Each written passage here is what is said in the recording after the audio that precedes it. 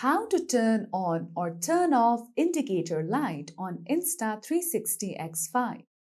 Now on your device, scroll down to the control panel. Then you'll see the indicator light option.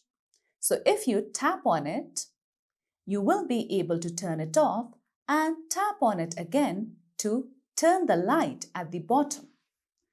Now, when you turn off the light, now turn off your device overall.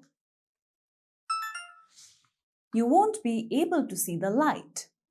Now again, if you turn on your device,